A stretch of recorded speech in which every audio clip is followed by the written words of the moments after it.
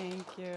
I'm going to start with a couple of disclaimers. One, Mimi Anagli, who is one of our fantastic students in film studies and professional writing, is going to walk around. We have a community newsletter out of the production company that I run that deals with a lot of the topics that we're talking about here. It's just once a month, and it's short. And if you guys want to sign up, she will have the sign-up sheet. And I also, you know that they ask you to do a talk, and then you get all excited, and you come up with these very ambitious titles. And then when you're putting the talk together, you realize that there's a couple things that are not quite going to make it into the talk. Although I make my life as a feminist, and I spend a lot of time doing scholarship on feminism, there's not going to be a lot of discussion of feminism in this talk, just because I couldn't fit it in. But I'm happy to talk about it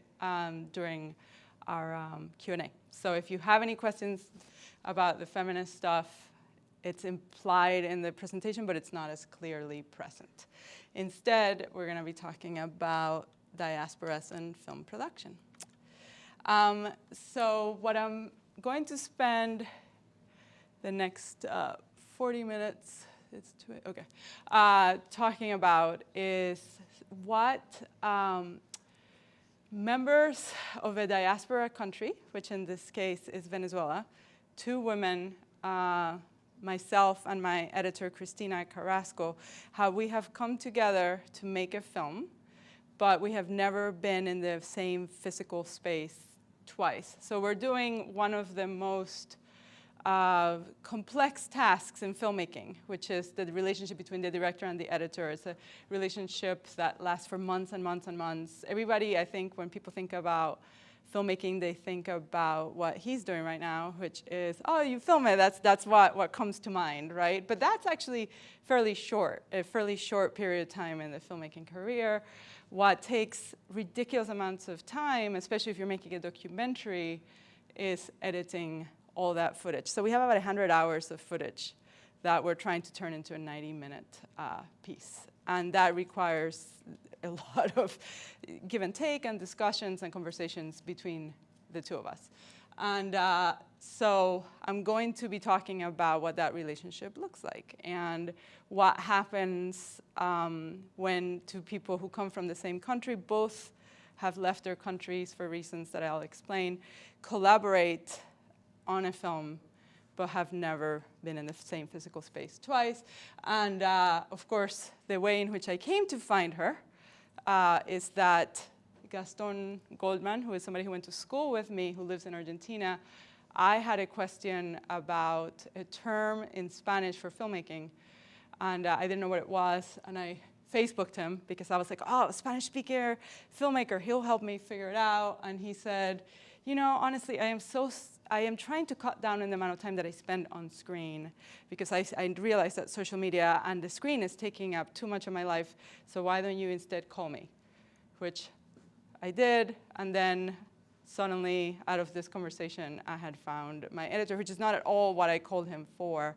But as we talked to each other for the first time in about 15, 18 years, I started telling him about the project and that I was looking for a woman editor who was Venezuelan, and he recommended Cristina.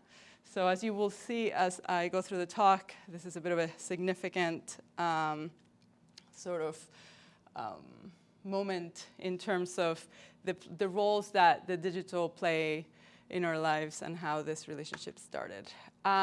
We are working on a film, and I'm just going to show you guys a 2-minute clip from it.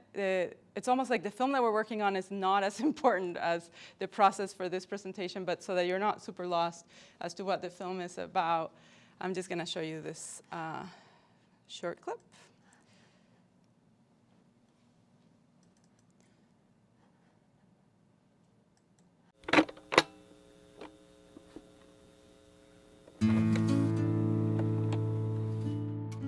I'm an absolutely idiotic father. I'm very happy.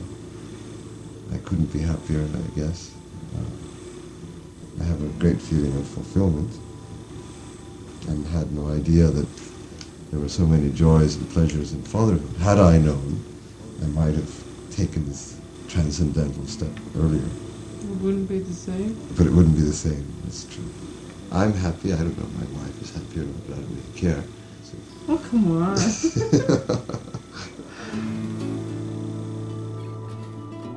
On December 18th, 1983, when I was 6 years old, my father, Miguel Hildalgo, called me from the Gran Sabana, the ancient, remote region of Venezuela where he'd been traveling. He said he'd be back in time to spend Christmas with me in Caracas. Over the years, I have turned that conversation over in my mind, looking for clues, for ways to solve the mystery that came to define me. My father never came home for Christmas. No trace of him, alive or dead, surfaced again. In his hotel room, they found his red backpack, sweaty clothes, his toiletries, 6 jars of honey that he'd bought for my mother, and the book manuscript he'd been writing for a decade, finished in his illegible handwriting.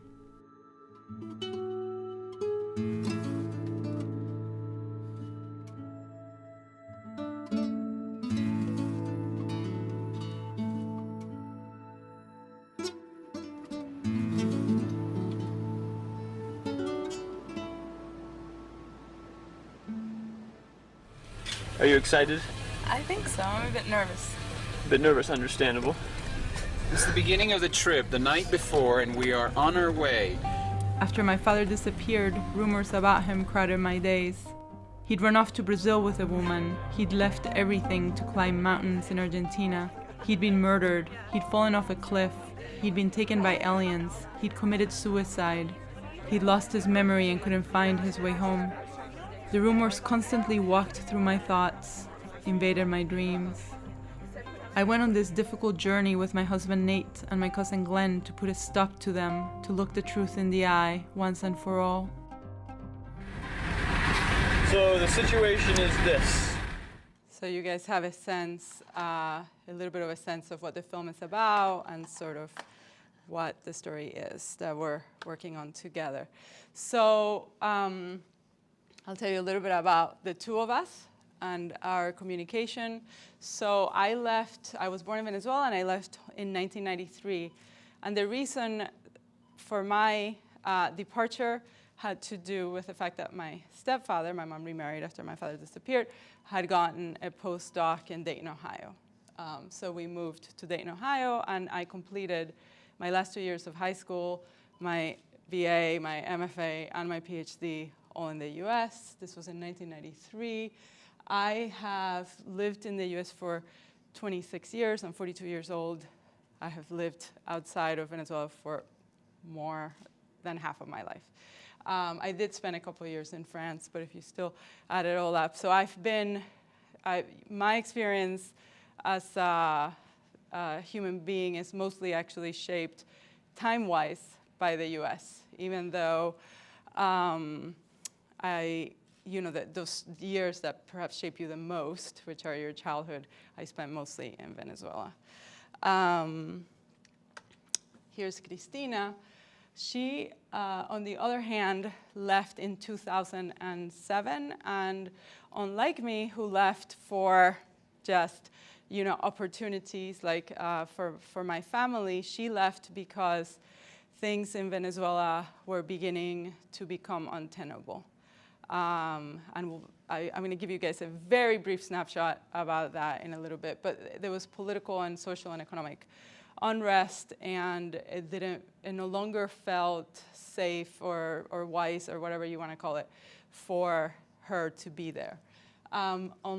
She was 24, so 8 years older than I was, but of course she had already gotten her BA. She had, so what she has done in Argentina, where she has lived for 12 years, which is not more than half her life, is that she got her BA, her second BA there, and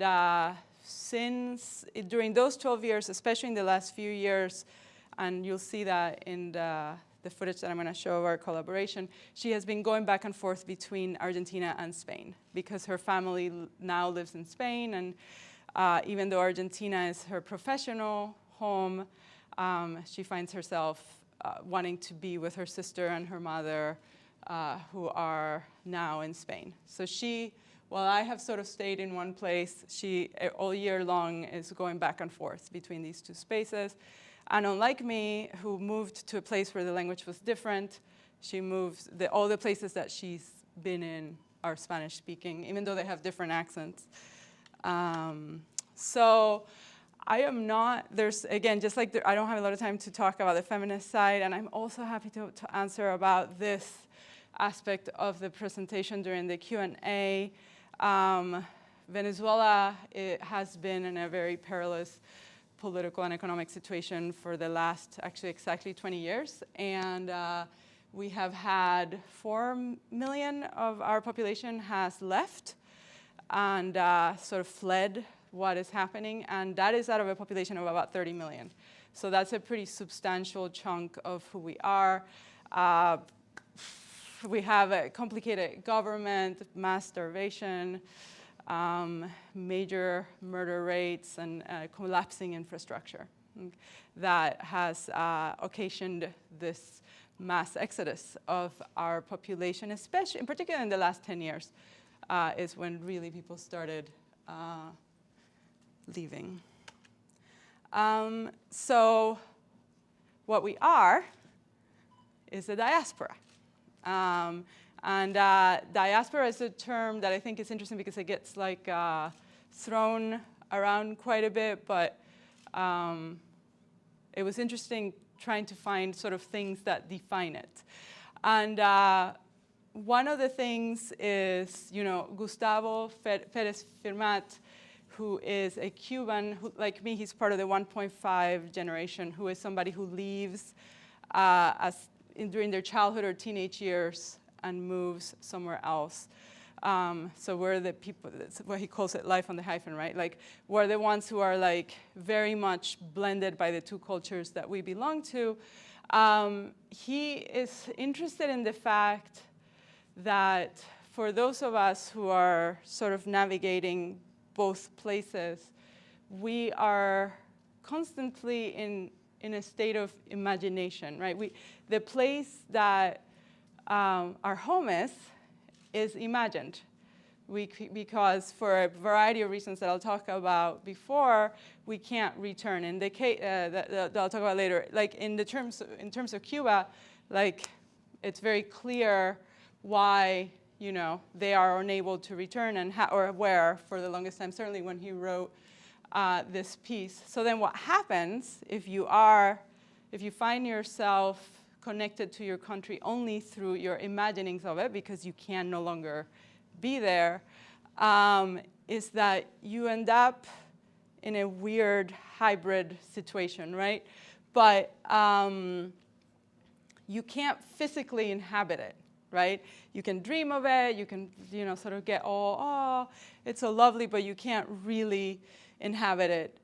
For those of you who have spent any time in Miami, you know, there's all sorts of spaces that are Cuban, right? And they recreate the architecture. You go in and everybody speaks with a Cuban accent, and there's Cuban music, and there's Cuban food. There's all of this space where they're trying to make you feel like you are in the homeland that you can only imagine now.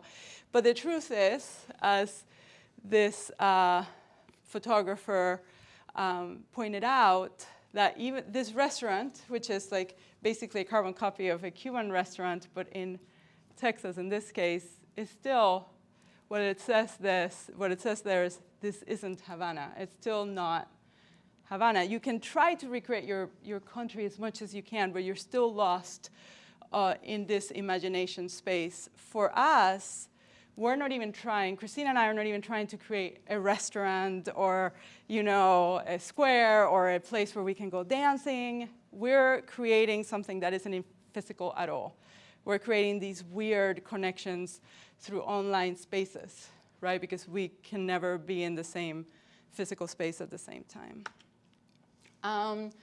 The other ways in which diaspora gets defined is Jennifer Brinkerhoff has like 5 points that she sort of reworked from Robin Cohen. And the first one is you are dispersed. Your country, for some reason, the members of your country, for some reason, have had to move around. They've had to leave.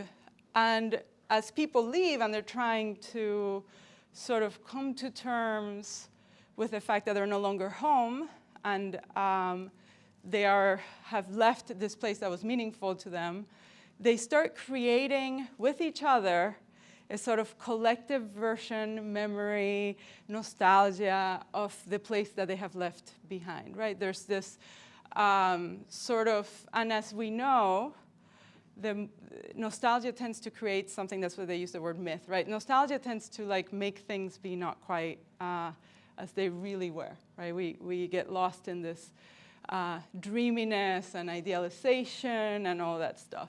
But you have to do it with others from your country.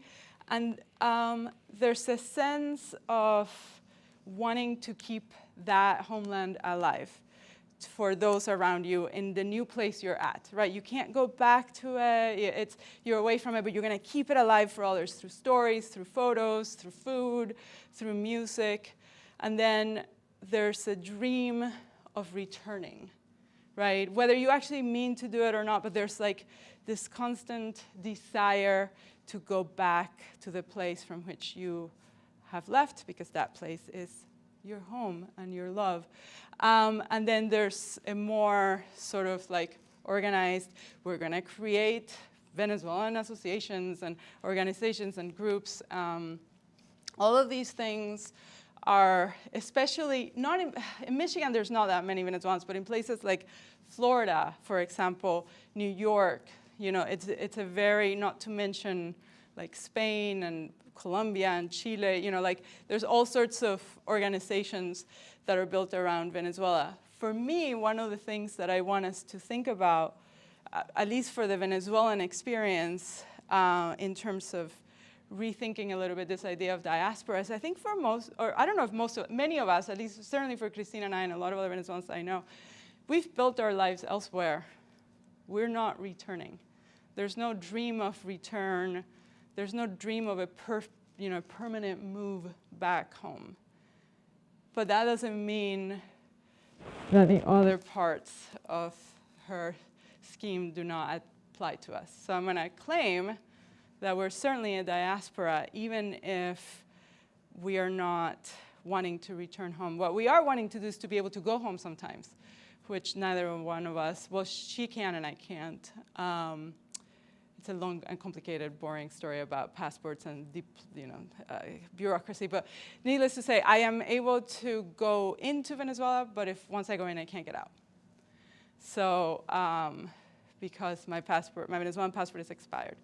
And with an expired Venezuelan passport, you can get in, but you can't get out. And they're not really renewing passports much right now. So I'm in this space. I have an American passport, so I can go other places.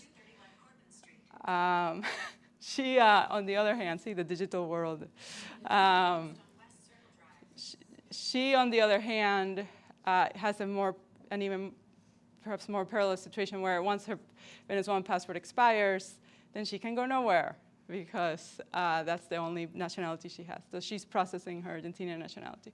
So anyway, for us, it's actually not a dream of coming home forever, but at least like being able to come home once for a week.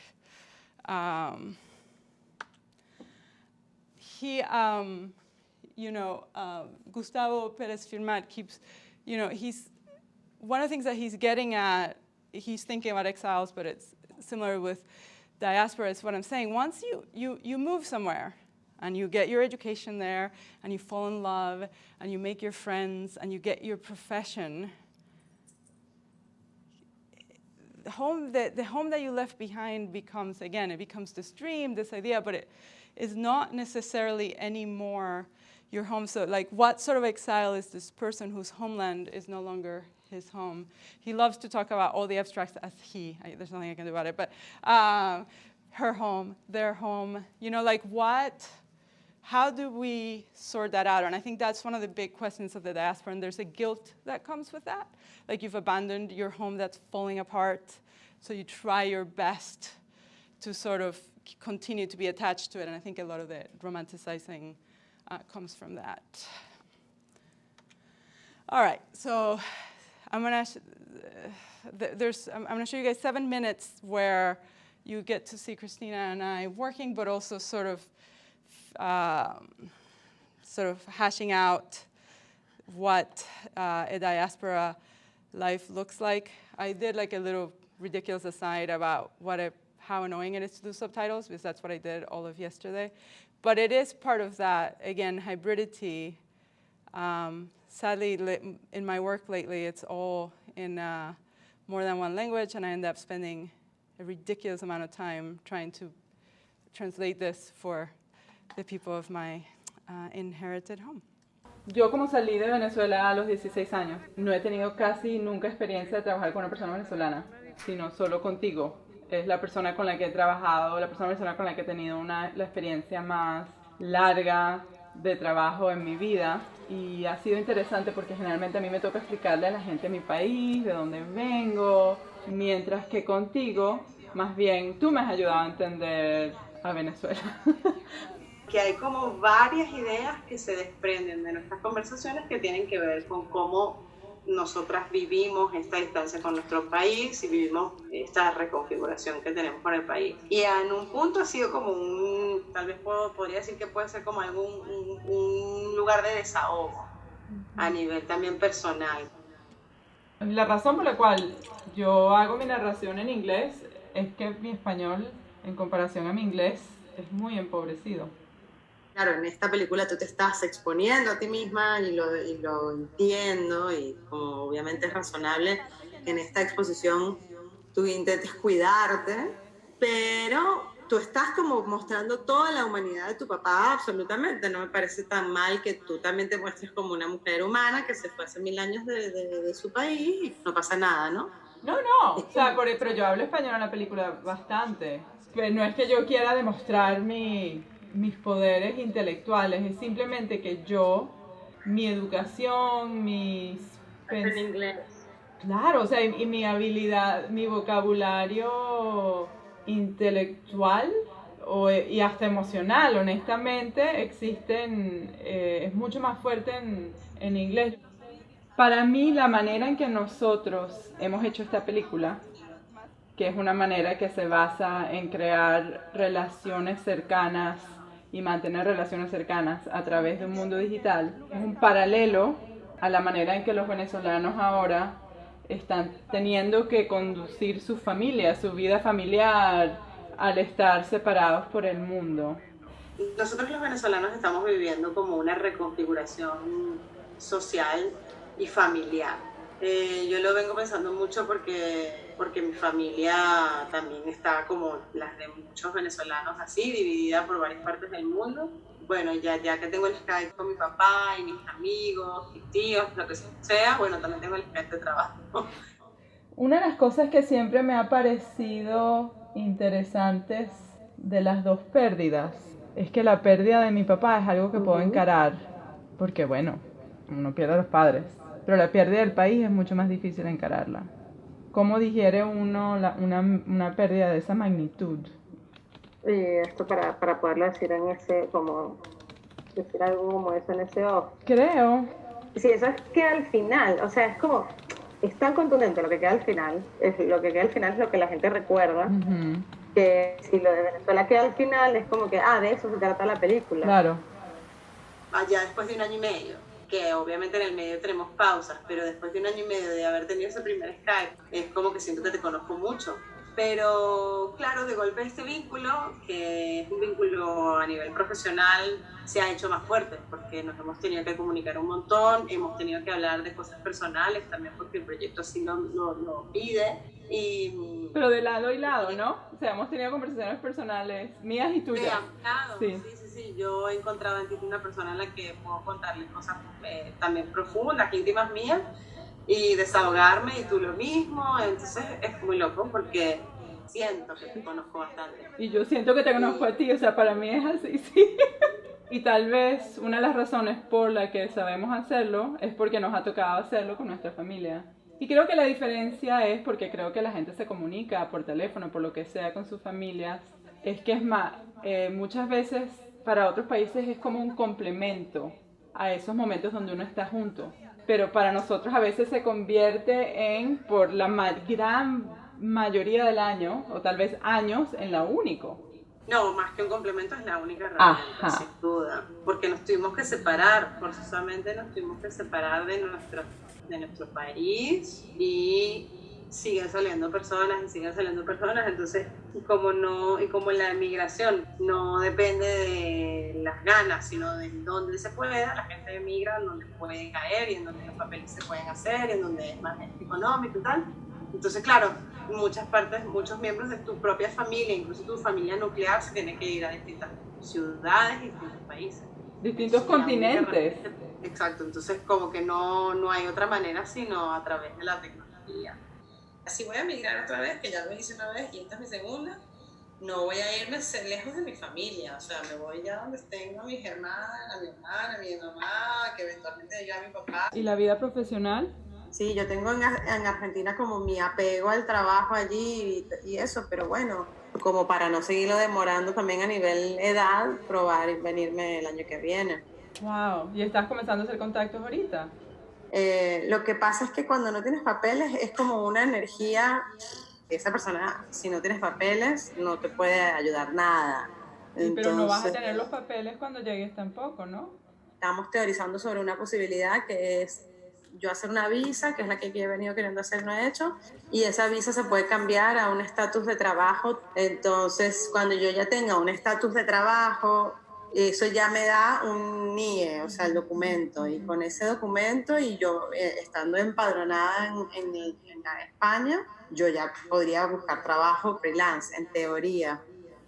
Pero es interesante porque para mí la relación más cercana que he creado con alguien que nunca he conocido por la internet es contigo. Yo también pienso eso, exacto. Eres la única persona que siento que conozco y que solamente te he conocido por internet. Mira que a los editores nos pasa mucho de sentir que conocemos a alguien porque los editamos y los escuchamos días y horas y horas y horas y es un vínculo unidireccional. Claro. O sea, yo conozco a esa persona, pero esa persona no tiene idea ni quién soy yo.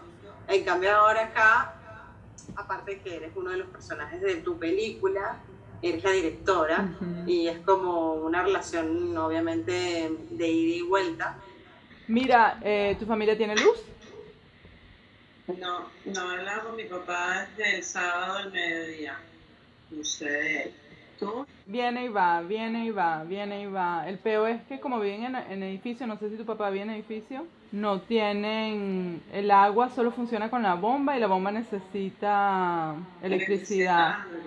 Mi papá no tenía desde el jueves ni luz, ni agua, ni gas. Ni siquiera gas. So we get a bit of a sense of sort of the ways in which our discussions of diaspora and our own sort of personal connection also about, being Venezuelans go in that video. So now we're going to turn a little bit more towards the digital, which is, and I read a bunch of stuff on the digital, but I'm only going to cite from Sherry Turkle because she's like a goddess of digital thinking, and I just fell in love, and I took 1,000 notes, and oh my God. So I'm going to talk about Cheryl, and I'm sorry, but if you guys, I'm happy to share other citations if you guys want. But she, I don't know how much you guys have, if anybody has read her before, but she was one of the first, original sort of people to tackle digital connections, and she was very like, yay, oh my God, online spaces, we can become all these other things, and it's liberating, and it's powerful, and it's the best thing that ever happened. She had a very positive happiness around that. And then as the digital started to evolve, she has turned a little bit darker in her views of what the digital does. Not completely deciding that it's terrible, but she's giving us some warnings about some of the things that we lose as we, fall in love with these spaces. So one of the things that, is so seductive about these digital spaces, of course, is that we get to curate them and to build them and to sort of create some version of ourselves that's idealized and that is very seductive. They are also, to an extent, in our own time, whereas if somebody is looking at you and they say, hey, you really didn't do that thing that you said you were going to do? Please, why didn't you do it? You could be crazy and walk out or do this or whatever, but there isn't much, they're there, and you have to sort of, face up to the fact that you didn't do it and whatever. Whereas with digital spaces, you get the email about the thing that you didn't do, or the text or whatever, and you can ignore it, right? So there's this sense of, to the digital that makes it convenient to us, right? We're connecting to people, but we're connecting to people we control. When we respond, we can think through what we're saying. We can do all sorts of things that give us control. And there is, again, a sense of seduction to that, right? Because as we know, any of us who have had parents or roommates or best friends, there's a lot of hard work and difficult moments that come when you spend a lot of time living and being with somebody. And her argument is that we're getting a little lazy about doing that hard work by moving our relationships to the online spaces. One of the things that I've noticed and when she did this, Skype was starting when she wrote this book, so she doesn't spend as much time talking about video conferencing, but one of the things that I've noticed is that for video conferencing, a lot of the arguments that she's making about the digital don't quite add up because you're still somewhat face-to-face. So some of the ideas of face-to-face do get replicated in video conference, but it's certainly true for all the other ways in which one can communicate. Another thing, and Turkle's not the first to talk about this, but another one of the issues that have happened with this sort of fascination with constant online interactions is that we're losing our ability to sort of think deeply, right? Because in order to engage in deep thought, like the thought that she does to write this book, or like the thought that Christina and I are having to do to make this film, you do need moments of uninterrupted reflection. And there's something that we are losing, right, as we continue to always be picking up our phones, or I don't use my phone, but certainly Facebook, I was trying to work on this and I kept getting sort of Facebook things actually from you guys, this team, we work over Facebook. So I kept going oh God, I gotta check this and I gotta check that, and this tweet came out and whatever. And it sort of makes it hard for us to do the deeper thinking. She also has a whole section on how people don't want to talk on the phone anymore, and I'm one of those. I hate the phone because it feels like it's a lot, but it feels safer to just do it over email or over text, right? There's all of these things that we don't want to do. So we want to be with others, but we want to do it alone, right? She's looking at this, right? I want to be with you, but I want to be with you while reading your email. I don't want to be with you by talking on the phone with you, right? And that's a pretty, she argues, sort of dangerous thing for us to be playing with. And Christina and I are strange examples because neither one of us is super crazy about the phone and so on. But during some of the work days when we're not Skyping, it's true. I kept interrupting her and she keeps interrupting me with questions about some of what we're doing while we're still trying to do the work, right? She's lost in editing, and then here comes the WhatsApp from Alex that's going hey, when are we gonna meet again? Or do you know where that clip is? So we are also lost in this sometimes, but still, inability to do the really, really deep thinking because we have all these technologies that, even though we're separated, allow us to theoretically always be in touch with one another.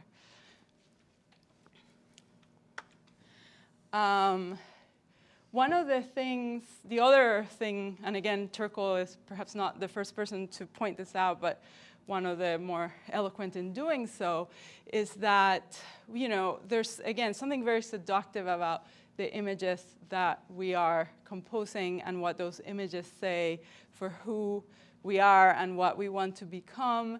And, some people feel like that simulated online life that they have is better, nicer, and maybe even more real, than the reality that, for example, you have face-to-face with somebody.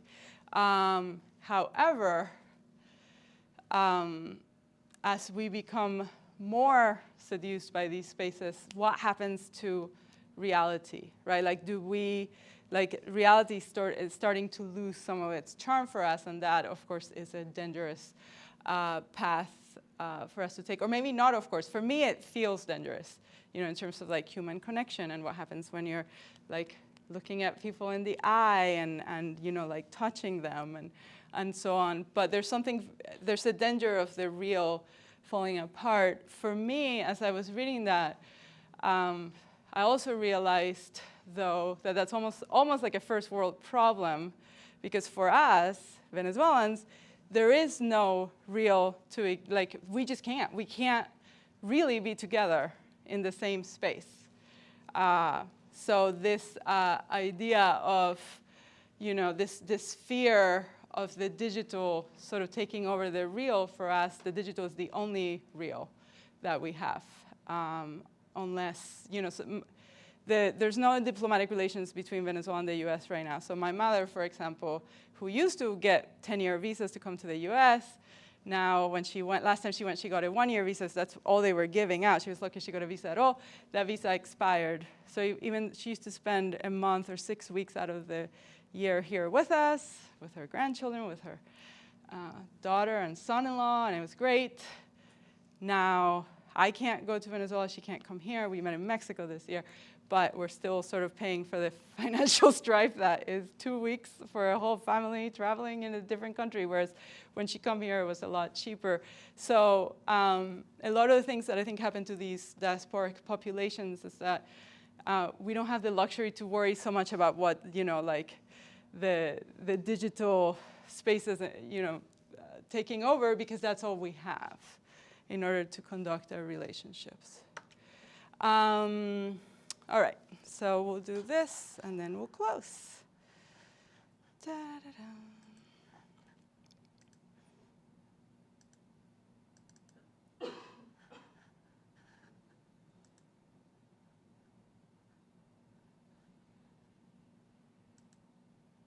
Vamos a hablar un momentico de todas las veces que hemos intercambiado discos duros. Había un problema en Argentina. Porque no los puedes mandar por correo. Claro, no lo podíamos mandar por internet, no lo podíamos hacer entrar por Argentina, entonces siempre teníamos que encontrar familiares y amigos en otros países para poder hacer como un triángulo y mandarlo. Toda una actividad así a los agentes 007. Y creo que por ser venezolanas y ser parte de una población que está acostumbrada a mandar cosas así, lo logramos hacer, porque hay ya sistemas entre los venezolanos que se usan para mandar medicinas, para mandar comida, para mandar lo que sea, que funcionan así, pues. Sí, es verdad que nosotros los venezolanos hoy en día tenemos como un doctorado en eso. Lo publico en Facebook. ¿Quién puede llevar un disco de no sé qué, de no sé dónde, a no sé dónde? O sea, creo que el original yo lo mandé a tu prima que vivía en Florida, tu papá estaba yendo de Venezuela a Florida, lo agarró en Florida y después te lo entregó en Argentina en la mano. Y a partir de ahí hicimos varios envíos con varios países involucrados, porque siempre había que hacer un puente para llegar a Argentina, ¿no? Y no puede ser a Venezuela, el puente tiene, porque en Venezuela no se puede mandar nada tampoco.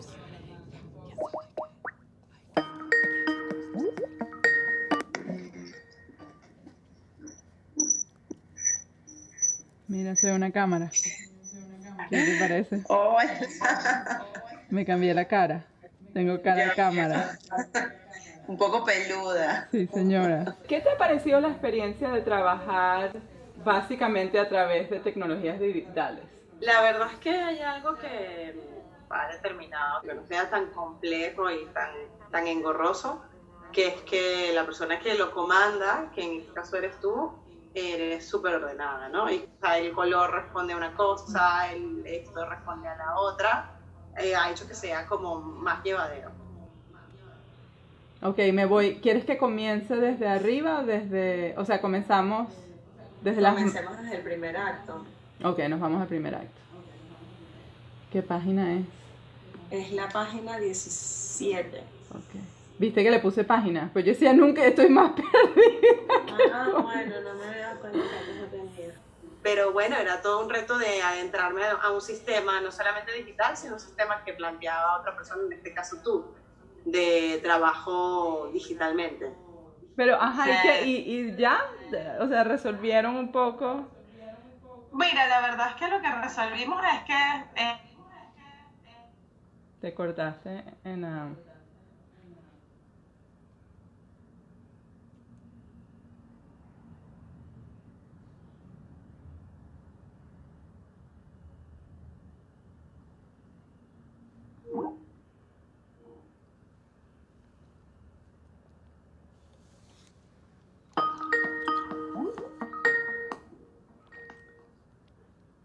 Ahí. Se cortó tu internet y mi WhatsApp. Yo no sé por qué mi WhatsApp se cortó. A mí el WhatsApp, a mí aquí...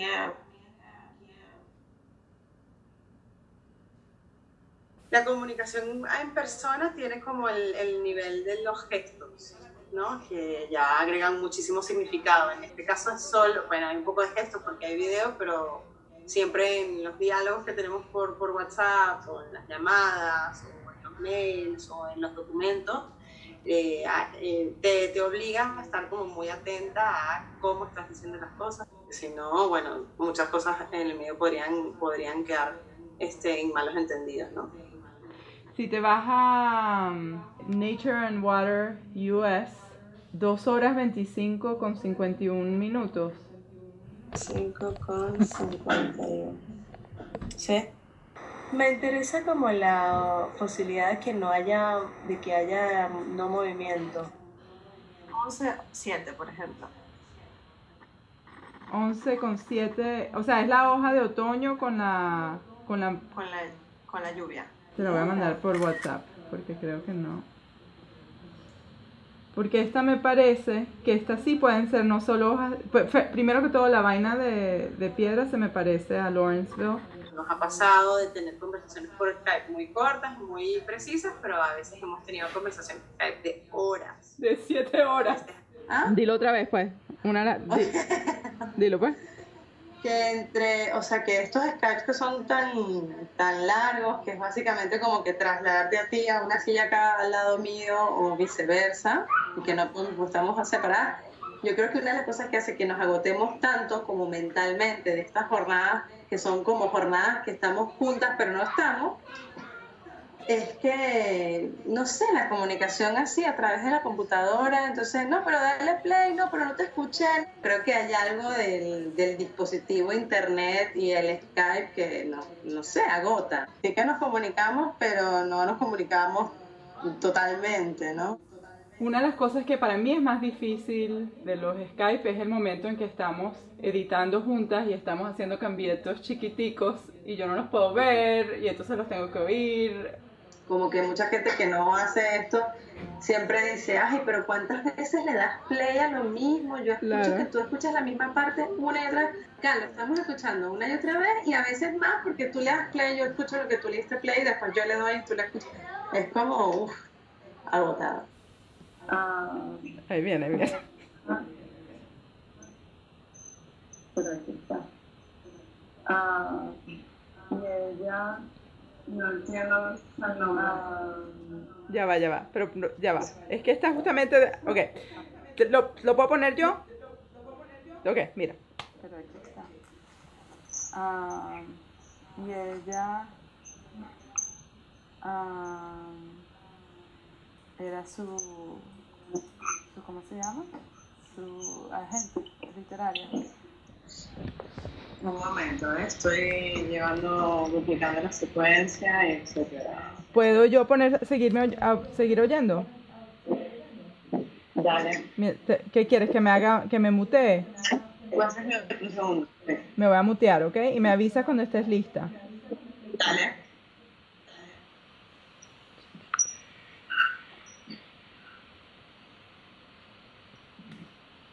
La gente literaria de... Era su... ¿Cómo se llama? Y asociada, aquí está contigo. Su agente literaria. For $100 Ya. Perfecto.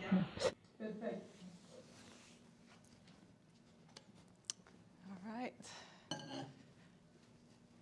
And that's it. Questions or comments?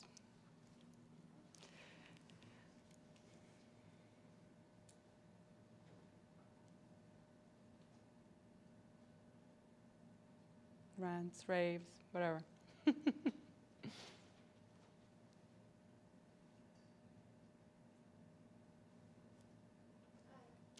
My name is Gabriela, and I was wondering, in order to make a lot of the work that you're doing accessible also to Spanish speakers, especially Spanish speakers with hearing disabilities, since you're going through the trouble already of like writing subtitles in English, have you considered doing it in Spanish or even doing Spanish subtitles for some of your English work?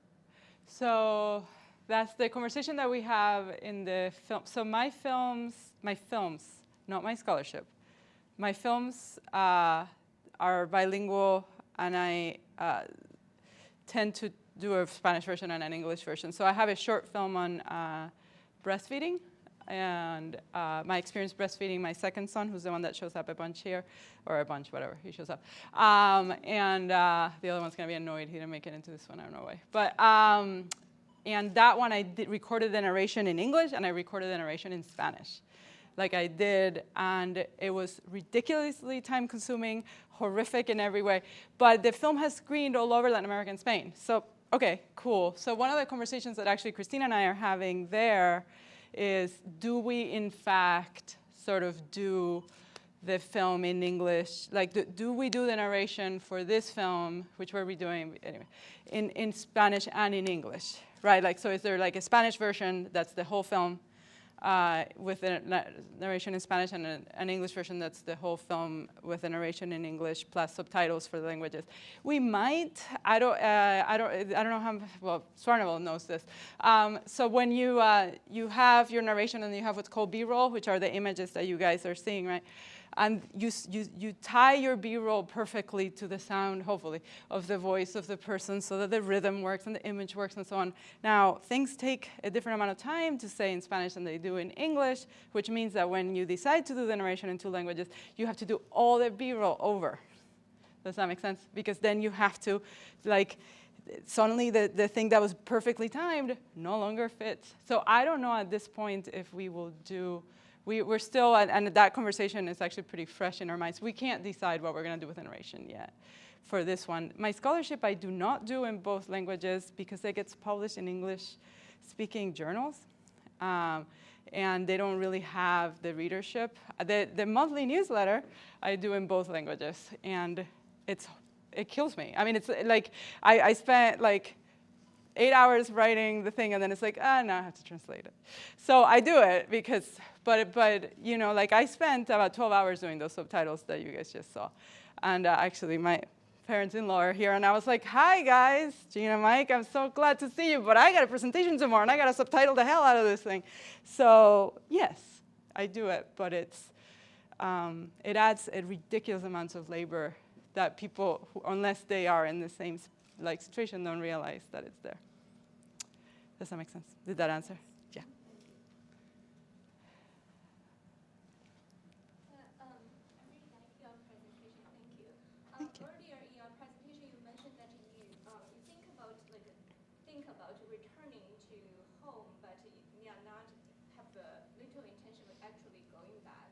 I was thinking so this project, this movie project you talk about is somehow whether it's a kind of there's an inner drive for you to returning to the home that you're thinking about. You're creating some sort of third space, Mm-hmm. so it's real and also digital at the same time.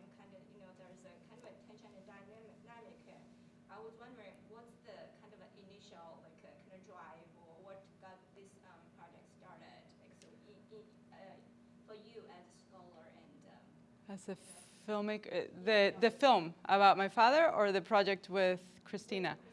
Oh, the project with Christina.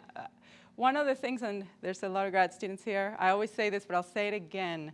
If you're doing something that you're going to publish or get out there, and it's something that is taking a ridiculous amount of time out of your life, because work takes a ridiculous amount of time out of your life. You want to get the most that you can out of that project. The way that I have figured out how to do that is that I make the thing, I make the film, but then I theorize the process of making the film, whatever it is, and then I publish a bunch of scholarship on that.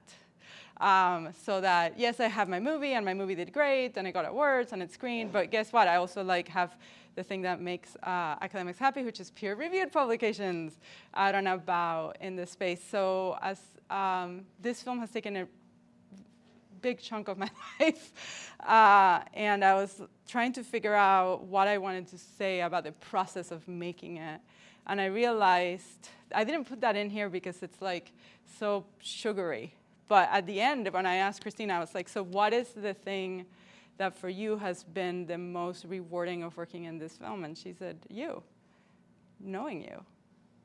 Getting to be your friend. And I was like, that's how I feel too. It's just this really hokey Hallmark moment. But I was like, oh my God, I love her. We are so close, but we have never ever met.